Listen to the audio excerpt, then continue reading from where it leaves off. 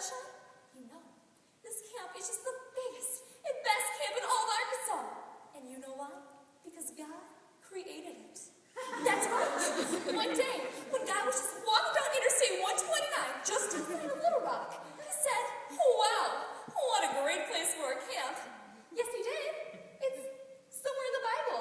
No, Lucille, don't look for it. It's in the newer versions only. Camp is where we make the memories that will last a lifetime. The first night away from home, the first cannonball, my first kiss. Lucille learns that camp is more and less than she prayed it would be in Camp Sunshine by Ken Bradbury. Dear Mommy and Daddy, from your lonely and abandoned daughter, Lucille. Today was my first day at camp, and I hated it. The social director reminds me of Aunt Midge, the one nobody likes. And my bunkmate is a girl named Margot, who spends all of her free time staring at boys' butts. This is her 8th consecutive year at camp, and she snapped at a different boy every time. That's the only reason she comes, she says. Guess Christian boys are just easier to fool, and their daddies always drive nice cars. We're supposed to meet our athletic director today. His name's Uncle Ernie. I hope he's nice. All right, you guys. Step 2. Now let me make one thing clear. God don't want no spindly-legged wimps. And when you climb over that styrofoam mountain, I want you to climb but the devil himself is right on your butt. You hear me? My name is Uncle Ernie, and I'm in charge of showing you guys love through athletics. I'm talking godly sweat, gentlemen. I'm talking holy pain. And from this day on, I'm going to be your mama. I'm going to be your daddy. And I'm going to stop this one step short of God himself, and I even got my eyes on that. You hear me? I'm talking power. Repeat after me. Power. Amen. Dear Mommy and Daddy, Uncle Ernie is a creep. Today he ran head first into an oak tree to try to show us how God's love can protect us. God must have been looking the other way because he nearly bashed his brains in. He has a concussion, but he says it's only made him tougher for God. Now, not only is he a creep, but he's a stupid creep. Will you please come get me? Hey, happy campers. It's Gloria again. That's Gloria. It's the second day of camp, and you'll never guess what we have planned for you today. First, the Isaiah group will be in the craft hall with, you guessed it, leather and beadworking. Yes, the extra special craft for today is the 7 Plagues of Egypt bookmarker. That's something to bring home to your grandmas. And then, the Joshua group will be going out on our world's famous Birds of the Bible bird hunt. Make sure to bring your gun permits with you. The Jeremiah group will be spending a fun-filled hour memorizing the book of 1 Kings, the tapes of Sandy Patty. Wow, I wish I was in that group.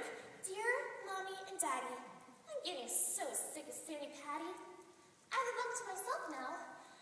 Margot was caught making out with Skip Henderson during evening vespers and flag raising last night. Now she has to wash dishes with a nun for punishment. Dear Spike, this is Skip. So, they said I gotta write this lousy letter every day, and I thought I'd write to you because you can barely read it all. So I met this really hot chick named Margot.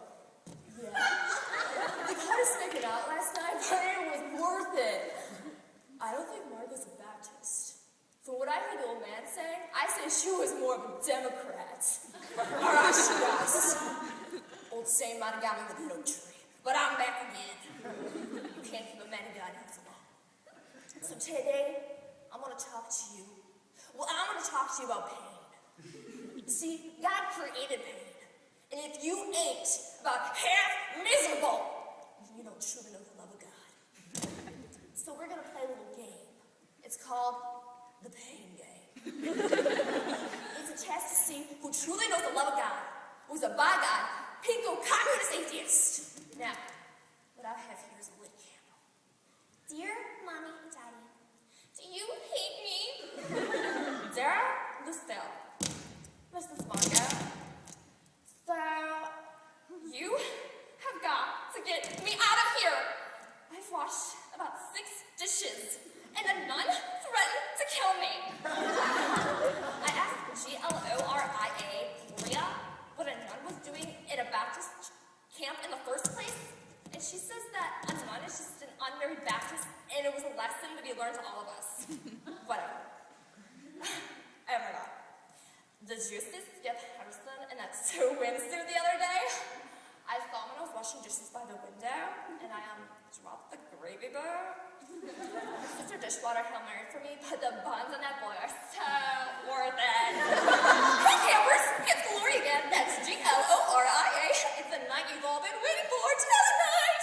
Okay, so we have a few cancellations. Uncle Ernie, who was supposed to be performing his Marine hymn, will be unable to perform due to third-degree burns on his hand. But don't worry, we have a lot of other needle stuff that's gonna make your spirits soar. Okay. Sarah, Scott, this is Margot. I'll meet you tonight at the retribution point. Dear Margo, this is Skip. How will I find you in the dark? Dear idiot, feel your way around. Dear smart aleck, that's how I got in trouble at flag raising. All right, you guys. Old saying might have got me that time, but it'll take more than an oak tree and a fire to burn me down because I'm back in Serena. Today I'm going to talk to you about suffering.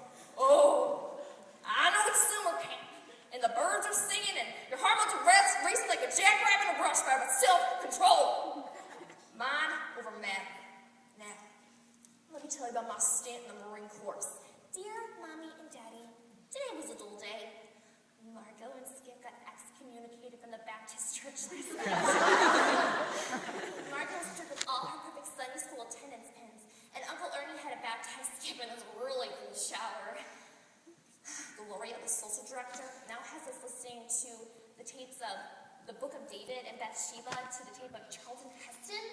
She says that Charlton Heston is somewhere in the Bible, but I cannot find him. She says I need a newer version. Either campers. It's me. Here we are on our last day of Camp Sunshine. I just gonna miss you guys so much. And I don't know how I can wait until next year to see you again.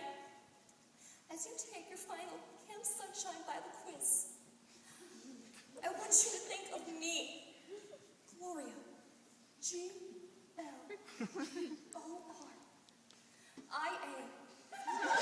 And what an inspiration I have been to each and every one of you. Dear Mommy and Daddy, I think I flunked my Happy Campers test.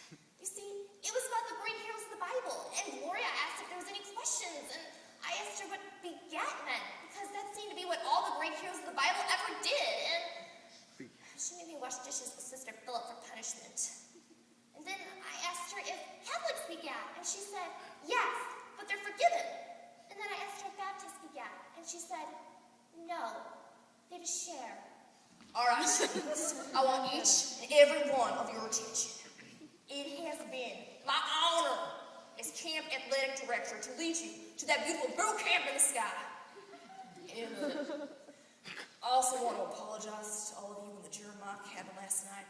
There has been many times where I have swallowed broken glass to the service of the Lord, but that was the first time I got hiccups. Don't worry. I just received word that little Marjorie Swenson has had most of the shards of glass removed from her right eye. She's gonna be okay, people. And I hope to see each and every one of your faces next year. With the theme of camp is if Joe had never suffered, he would have never made the NFL. Dear Margo, this is Lucille. I'm sending this letter home with your parole officer because he says he'll be seeing you every week. I'm really sorry what happened to you and Skip. I mean, Gloria said you must have had some Methodist in your blood to pull such a trick. Well, it's a shame you had to leave camp early because the next camp was coming in as we were leaving. They were called the Australian Powerlifters for God Camp. You wouldn't really like their outfits. Well, I see Mommy and Daddy coming down Damnation Boulevard right now.